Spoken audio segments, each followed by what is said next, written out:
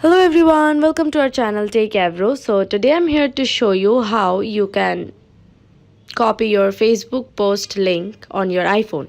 So for that, go to your Facebook and then find a post.